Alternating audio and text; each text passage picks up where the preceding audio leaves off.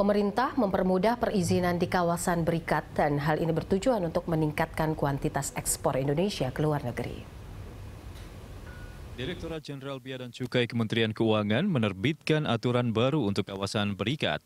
Direktur Jenderal Bea dan Cukai Heru Pambudi menjelaskan beberapa peraturan yang diubah untuk mempercepat perizinan para pengguna jasa. Peraturan ini diantaranya adalah memangkas proses perizinan dari yang semula 15 hari kerja dan harus dilakukan di kantor pusat Bea Cukai menjadi 3 hari kerja dan 1 jam di kantor wilayah. Selain mempercepat proses perizinan, masa berlaku izin kawasan berikat yang semula berkala kini berlaku secara terus-menerus sampai dengan izin tersebut dicabut karena adanya pelanggaran. Yang pertama adalah waktu Bapak Presiden menyampaikan supaya perizinan itu dipangkas, kami sudah berhasil memangkas dari yang sebelumnya 45 hari, sekarang menjadi 3 hari plus 1 jam. Sementara itu, Kementerian Keuangan telah merumuskan perubahan peraturan di dalam Peraturan Menteri Keuangan Nomor 131/PMK 04/tahun 2018.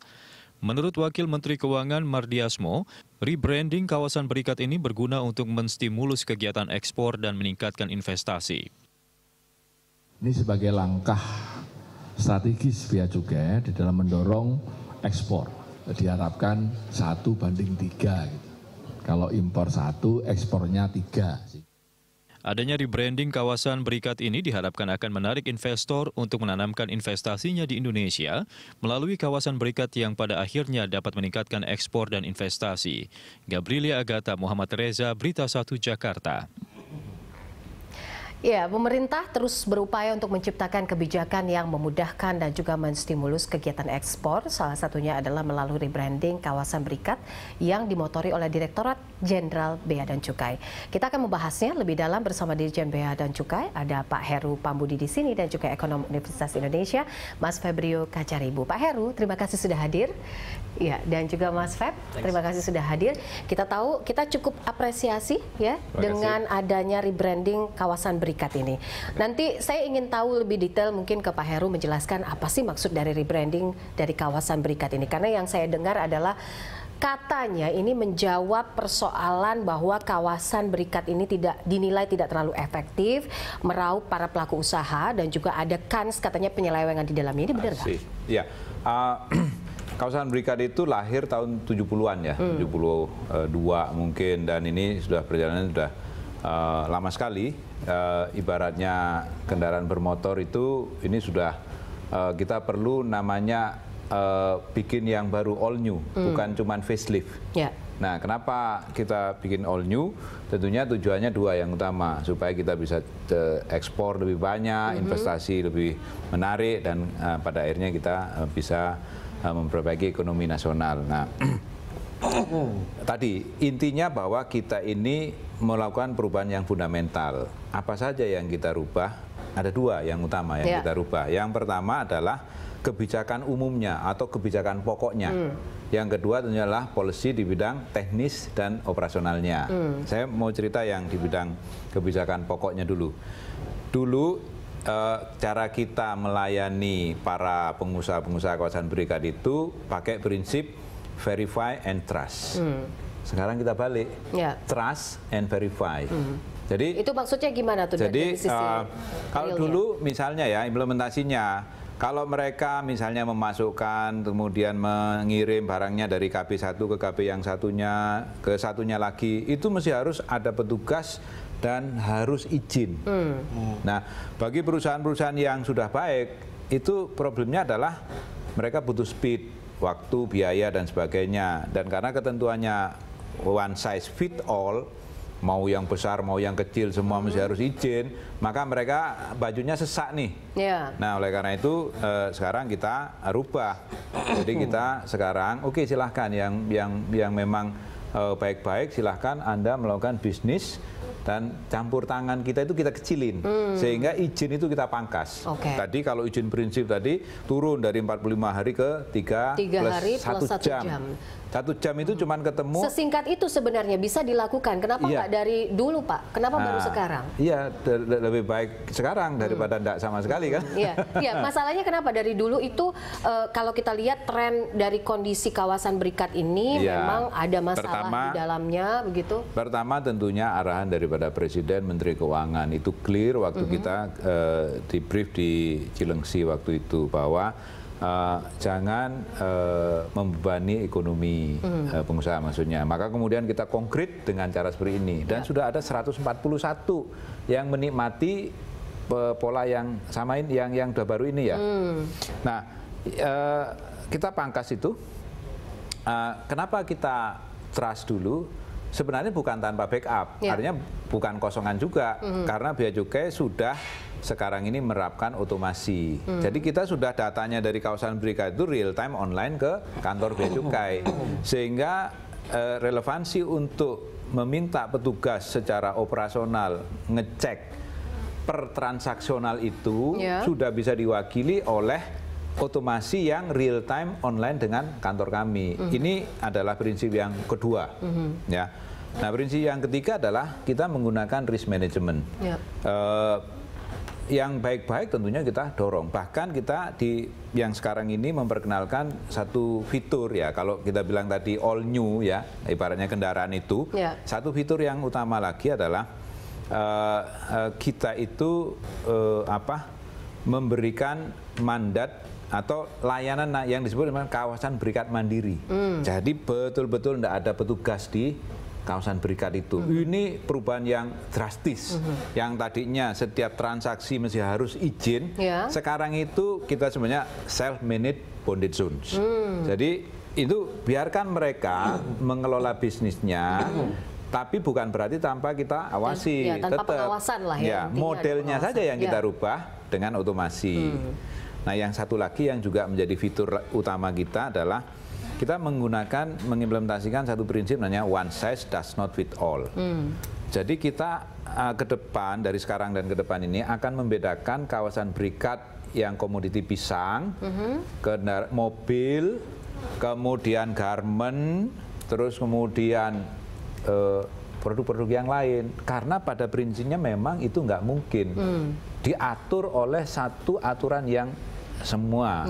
Karena semua industri itu punya treatment yang berbeda seharusnya. Persis. Jadi kita beberapa pokok kebijakan, salah satunya tadi adalah berubah dari one size fit all menjadi tailor made. One size does not fit all dengan cara tailor made. Jadi trust and verify, risk management, otomasi, and one size does not fit all. Terjemahannya secara operasional kita pangkas itu izin.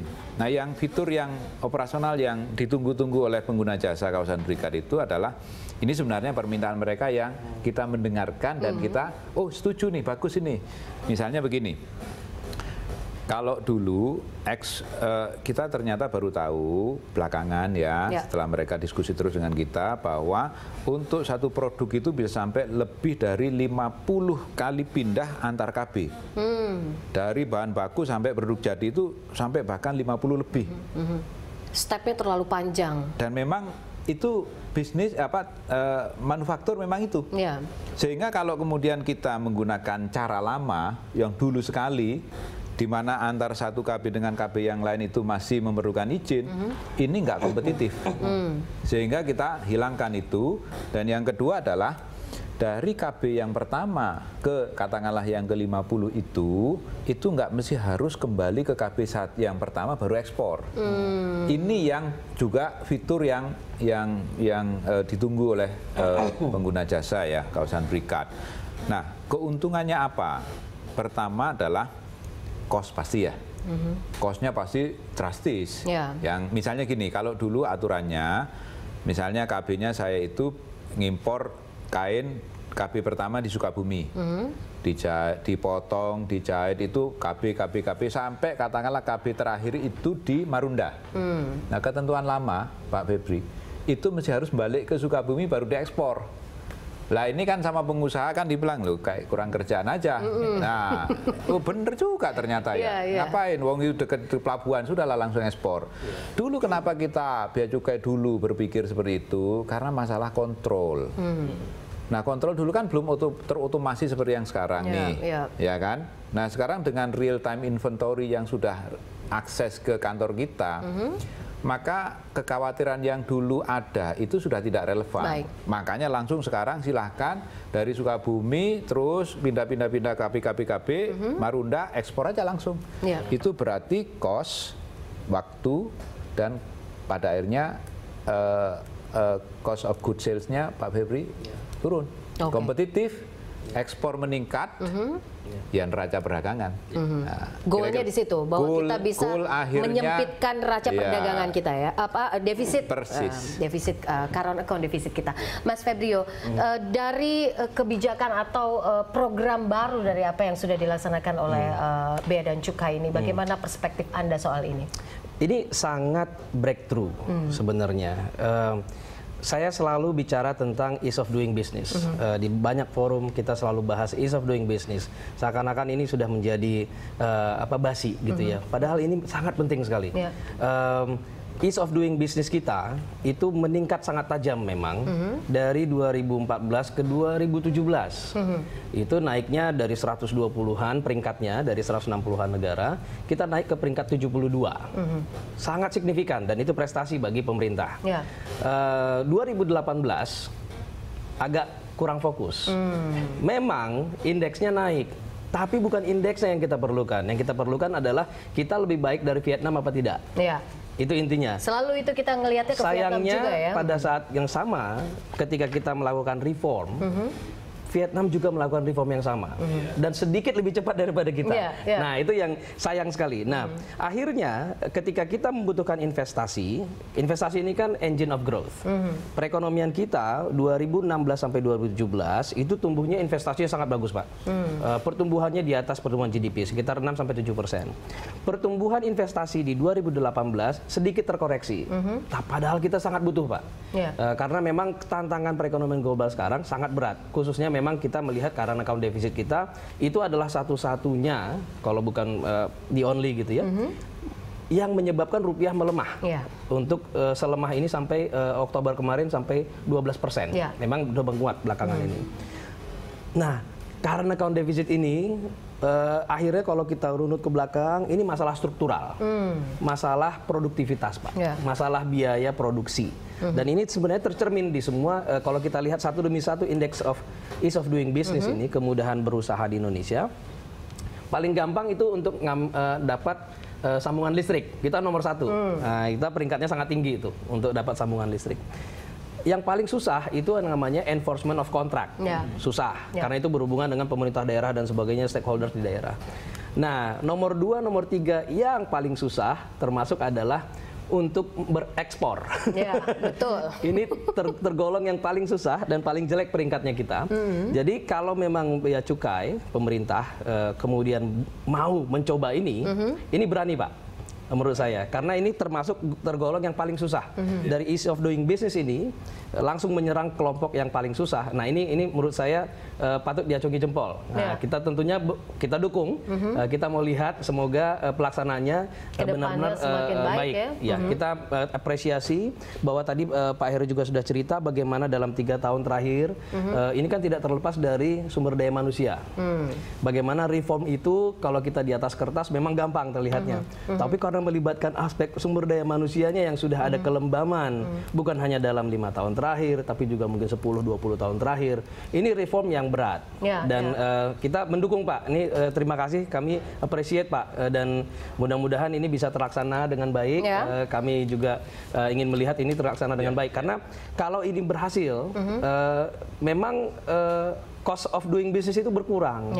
Ini bolak-balik ini kan jelas ada biayanya, Pak. Bukan hanya masalah waktu, karena waktu itu kan berharga. Nah, begitu waktunya terbuang, pengusaha akhirnya tambah uang.